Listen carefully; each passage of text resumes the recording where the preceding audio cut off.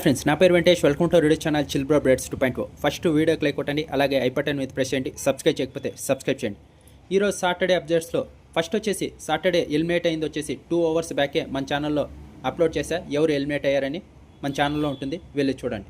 ఇంకొచ్చేసి Saturday updates అంతగా ఈరోజు fire ఉండకపోవచ్చు.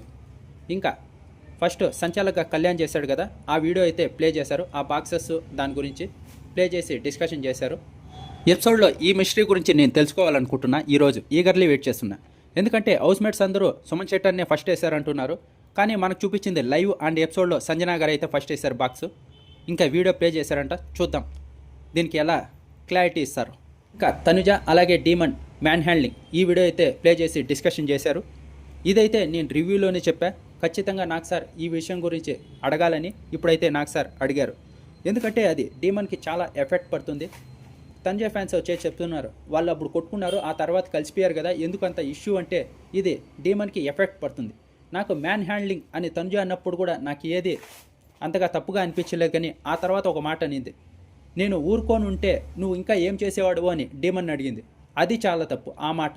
నేను ఆ మాటే రివ్యూలో చెప్పా, ఇలా అనడం చాలా తప్పు అని. ఇప్పుడు డీమన్ కూడా అదే చెప్పాడు, గమ్మున ఉంటే ఇంకా ఎత్తుకునేవాడువేమో అంటే ఆ ఉద్దేశం చాలా ఎఫెక్ట్ పడుతుంది డీమన్కి. ఇప్పుడైతే నాకు సార్ అడిగి మంచి పని చేశారు. ఆ తర్వాత డీమన్కి మోటివేషన్ కూడా ఇచ్చారంట. నువ్వు గేమ్స్ చాలా బాగా ఆడుతున్నావు, అదే అవకాశాలు రాలేదని బాధపడ్డాడు కదా, బాగా ఆడుతున్నావు, ఏం పర్వాలేదు, బాగానే ఆడుతున్నావులే అని మోటివేషన్ ఇచ్చారు. ఇంకా ఆ తర్వాత ఇంకో వీడియో ప్లే చేశారు కదా టాస్క్లో.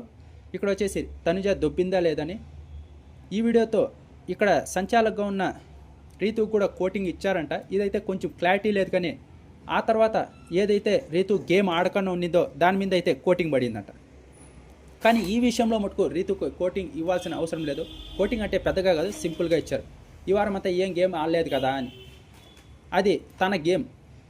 ఎందుకంటే ఇన్ని రోజుల నుంచి కెప్టెన్ అవ్వాలనుకునింది, అవ్వలేకపోయింది. ఇప్పుడు సైలెంట్గా ఉంటే లాస్ట్కి వెళ్ళి కెప్టెన్సీ టాస్క్ ఆడొచ్చు, ఒకవేళ గెలిస్తే కెప్టెన్ అవుతాం, ఇమ్యూనిటీ వస్తుంది అని తన ఆలోచించింది. తన గేమ్ అది. కోటింగ్ ఇవ్వాల్సిన అవసరం లేదని నేను అనుకుంటున్నాను. ఇంకా ఆ తర్వాత వచ్చేసి నాకు సార్ అంతే, ఈరోజు ఎపిసోడ్ అంత ఫైర్ మీద ఉండకపోవచ్చు నాకు తెలిసి. ఇంకా మెచ్చుకున్నది వచ్చేసి సంజనా గారిని, సుమన్ శెట్టిని, డీమన్ పవన్ని, అలాగే నిఖిల్ని, వీళ్ళంతా బాగా ఆడారని నాకు సార్ చెప్పారు.